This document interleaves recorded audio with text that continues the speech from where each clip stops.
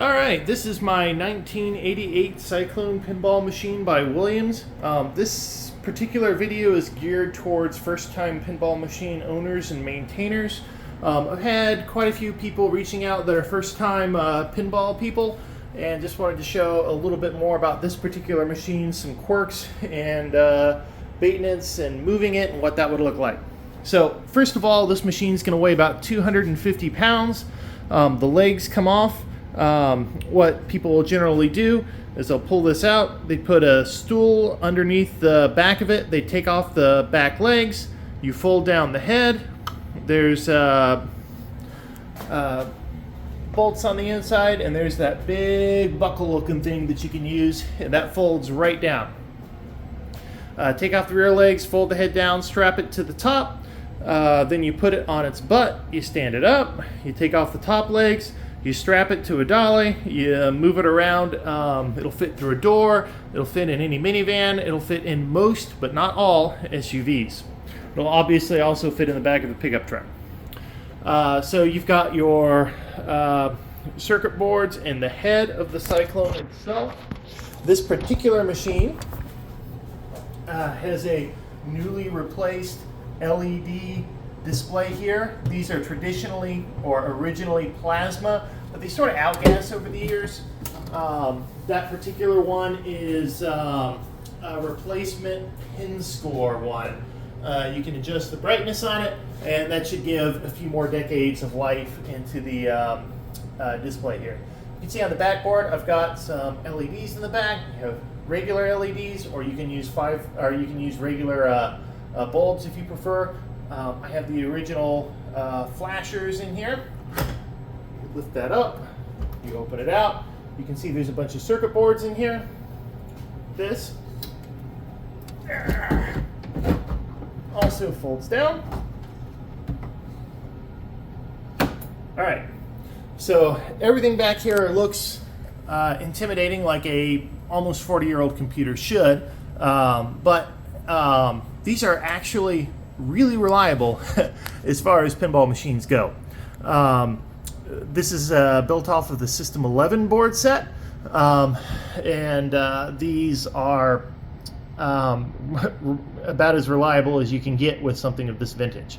Now, the one thing that you need to be wary of on any machine that you see like this are going to be batteries. Okay, I've replaced these three with lithium-ion batteries. These have got to be replaced every few years.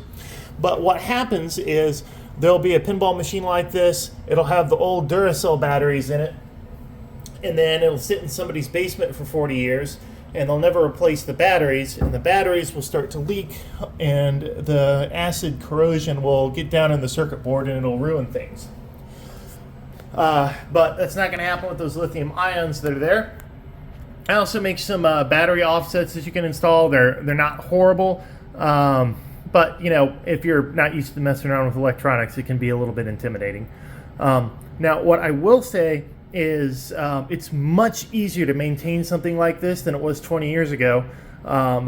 If individual items, capacitor, any of these little guys were to break, you can buy the individual parts in order to fix them. So if, say, that little guy right there were to break, you can get on to the internet, you can look in the manuals, you can figure out what the part is, you can Google the exact part, and then with some basic soldering skills, you can fix it. Now, with that being said, something new that has occurred in the last 5 or 10 years is people are making brand new copies of these boards. So these boards in general are a couple $100s a piece. If, oh man, there's a little part that's broken, I just don't know how to fix it, I just want it to work.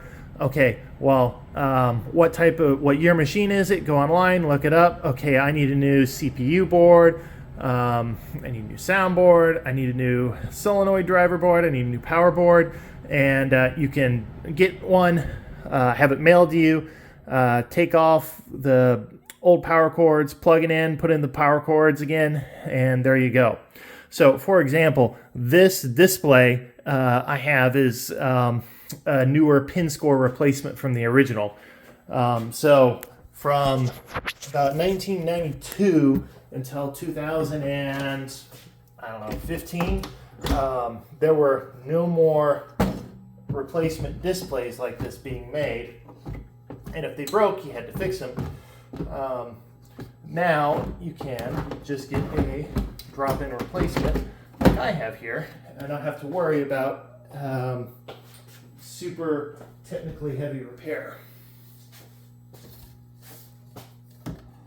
This is just going to slide back on in here.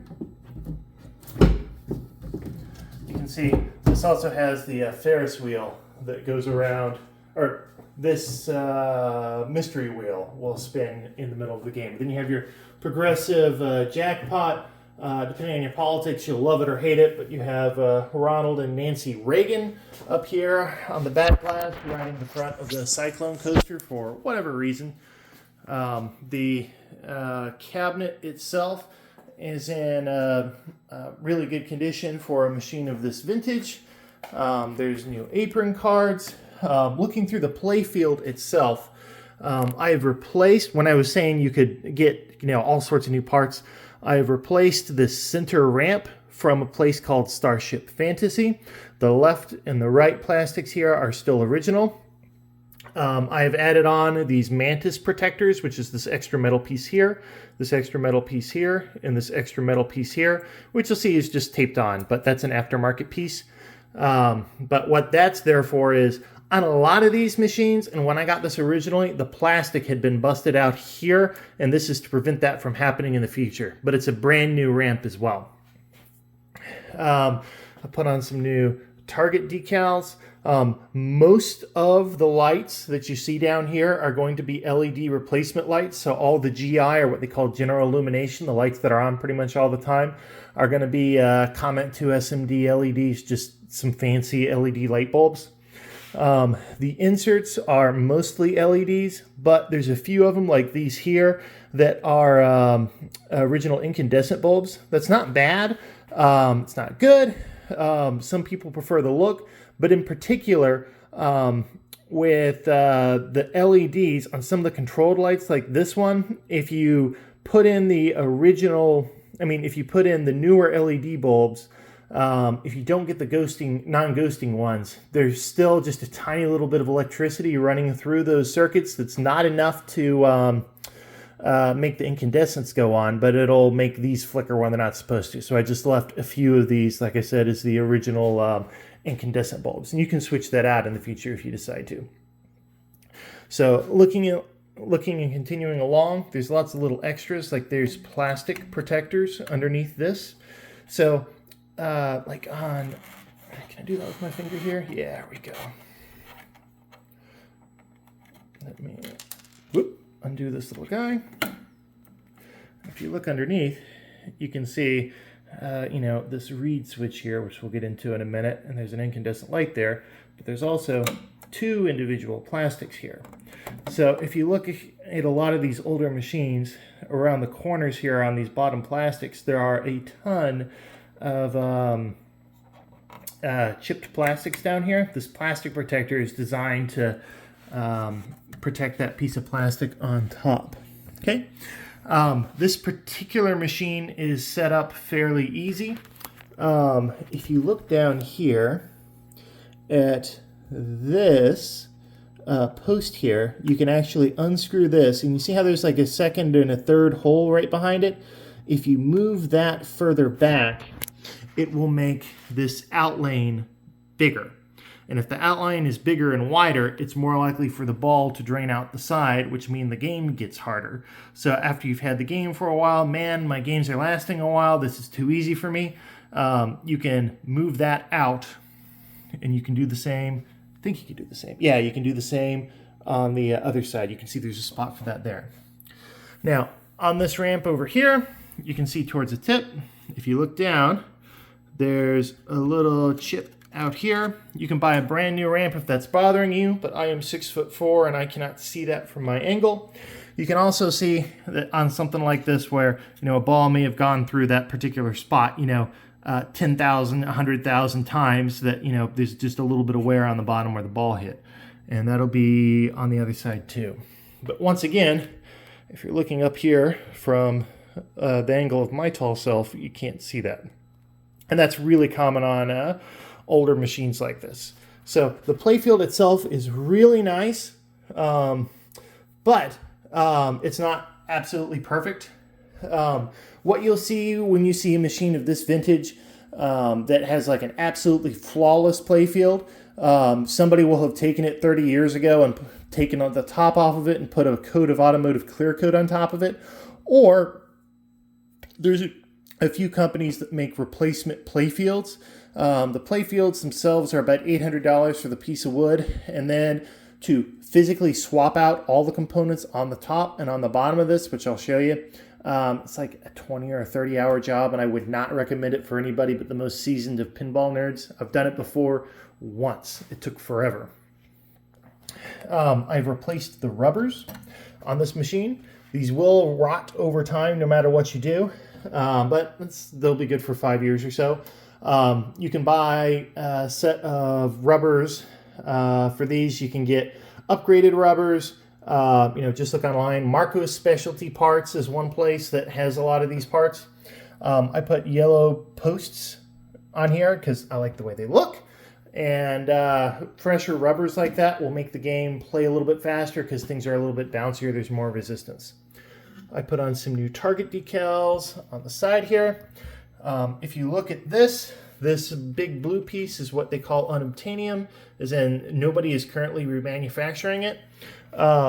If you look at it, there's a few like little cracks like right around here, but it's in place and it works as it is intended to do so. Moving around the back, you can see on those inserts, there's a little bit of chipping on the 1, 2, and 3 in the very back. I've touched up the numbers themselves a little bit with some paint, but you can see if you get back there, yeah, those aren't perfect. And if you look at the little U-horn shot where the ball goes and hits and goes in here, the ball constantly slams into this, so there's just a little bit of a nick there. But there's a lot of cool shots on this. You have the spook house. It's got a drop target, and then behind it, you shoot in there. Lights mystery wheel, goes down underneath through this subway, then pops out in the boomerang, which is another shot you can hit. You hit the ball toss to light the comet, which is this guy here. You shoot this guy progressively, and those scores rise in the back each time you hit it. If you hit it enough times before the light goes out, you get 1,000,000 points. And then over here on the right, you have the Cyclone. You light that by shooting the gallery over here. You hit that enough times, it gives you the Cyclone jackpot. You got the pops in the back. You have this awesome skill shot. You shoot it and try and get it in the 100,000. First ball is 1x, whatever is lit here. 2x, second ball, 3x, third ball, 4x, fourth ball, if you're lucky enough to get an extra ball. It will then launch it with this catapult launcher that's right there up here into the top. And then you try and complete these out lanes. When you complete these lanes up here. When you complete these lanes by lighting the 1, 2, and 3, they'll all go out and you'll get a double 2x score for, 20 seconds or so. We've got this cool Ferris wheel for the Ferris wheel bonus score. I've got these extra insert cards. We're now going to go underneath. I have already taken the ball out of this machine. This particular one, I have a regular steel ball, exactly like you would expect. I'm also throwing in this white ceramic ball. If you've played the Twilight Zone, this is the same as a power ball, but the big difference between these two is this one's maybe 2/3 the weight of this one. So when you play with this, the ball moves much faster. So you can sort of play two different styles of gameplay in this one particular machine. You can get these on Marco's. These are astonishingly expensive. It's like $40 for that little white ceramic ball, but it changes things up a lot. Looking down here underneath, we have the original vintage manuals. If you just type in Cyclone Pinball Manual online, you will get a digital copy of that. A whole unit power supply. You've got your volume knob right here. You have your tilt. So when you're playing pinball, you nudge the machine to the right or to the left. You nudge it too far, this will hit the side and complete a circuit, and it will tilt your game. There's a little nut on there, so you can raise or lower that to make it easier or harder. You have your switches to enter a very primitive menu, which the manual will tell you how to use. As a general rule, though, all that you're probably going to be doing with that is either turning free play on or off, and I currently have it set to free play. You'll see there's only one coin mechanism in this at this exact moment, but you can get a second one, which is going to be just this thing. They're like 10 or 15 bucks if you want to throw one in. Now, looking underneath at all of this, this looks very complicated, but it's really not that bad. I mean, you've got your flippers. This is a slam tilt. So what people would do back in the day is they'd have their, you'd walk into an arcade and somebody would want a free game, and some genius figured out that if you picked the machine up and you slammed it down, a lot of times it'd give you a credit. So a lot of these have a slam tilt switch in here, which I guess only works when you're playing the game. We also have these incandescent lights on a few of those controlled lights, but the vast majority of these are going to be those LED lights that you see flicker in there. When you're looking at this on camera, those look awful. They always do. It doesn't matter what pinball machine it is, but those work exactly like you think they would when you see them. They just turn on and off. A lot of that extra flicker that you see is just an artifact of the way cameras work. So you have your flipper mechanism up here. You have your Ferris wheel. You have your pops. You have a few vucks where the ball kicks. So like this guy right here is going to be your, what is this? Oh, this is the Spook House target. So you hit the target down. It's on a timer, and then this will go up. And when that goes up, your Spook House target goes up. And then you hit that, it goes down, and pops back down. It's just about everything in a pinball machine is made off of a switch. So if you look right there, you can see that there's this tiny little switch here. Okay, when you touch the button, all it's doing is it's closing that switch. So just about every switch in a pinball machine of this vintage is going to be something like that. So you can see over here on the actual flipper mechanism itself, when the flipper, when you activate this, there's a coil here, electricity goes through it, it pulls this guy up. You'll see there's this reed switch. So these are double wound. So what happens is you hit that, and you see how that opens over there, and this one closes? That's set up so that you hit it, it gives a big burst of power for just a fraction of a second, and then it holds it. But everything that you see here is set up to be kind of sort of modular if you have to replace it. So you can get a new flipper coil, and just about everything is set up so that you can solder a new piece in when you're removing it. Also, you can see on these switches here, just about all of the switches, like that's literally a little reed button switch, and those are just your rollovers. Okay, so really there's not much that you should be doing down here unless something breaks. But, you know, it's a 40-year-old pinball machine that's designed to be beaten up in an arcade. And these are, like I said, fairly reliable as far as pinball machines go.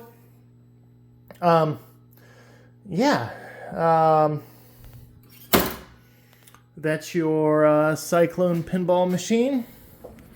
And I hope that answers any questions you may have. And like I said, the flickering that you see down here on this, where it says "In Ride," the Cyclone, that's an artifact of the camera, the flickering you're seeing.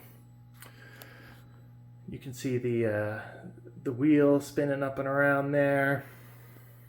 Yeah, it's really a great game. Oh, and a power switch on the bottom. Cyclone. Oh, I guess I'll show off this side too.